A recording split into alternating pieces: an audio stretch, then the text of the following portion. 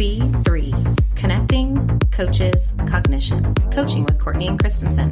As a busy coach, you spend all day refueling, revamping, and reflecting with educators. Now's the time to stop and recharge your batteries with some much-needed coaching for the coach.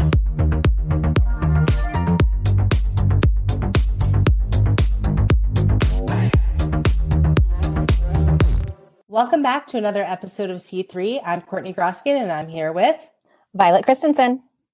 Violet, what's new in your world? Oh, this time of year is all electric. It's always exciting and energizing and sometimes exhausting depending on the day or the time of the day.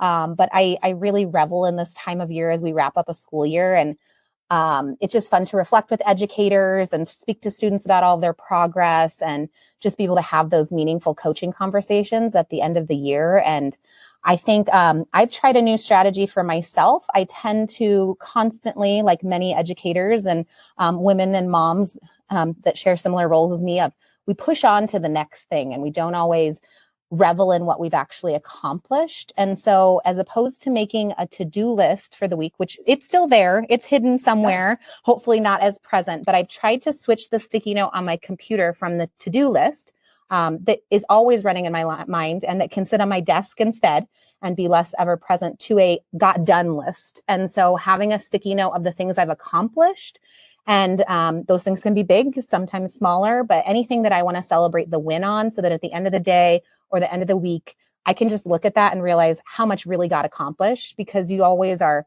moving on to that next thing, right? So you must have like a stack of done sticky notes. Come on.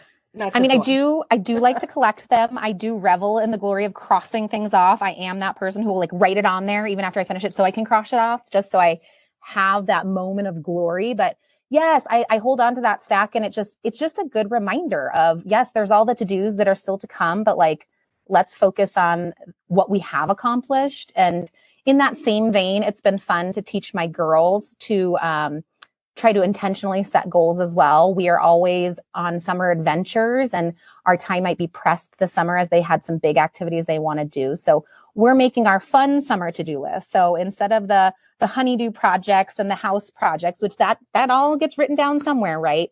But having our list, our adventure book. So we started a summer adventure book last year and everything we wanted to do, we planned and put in there.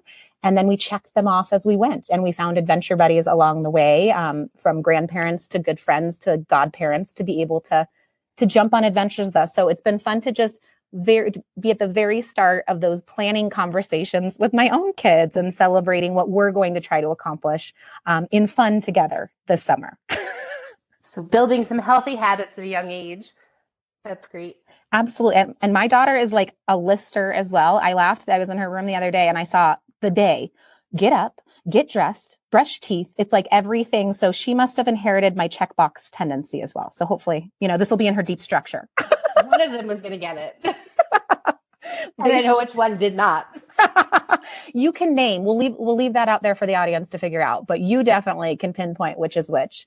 But as you're in this energizing time, Courtney, what's going on in your world and what's exciting at this moment? I just feel like the year has flown by from January to now.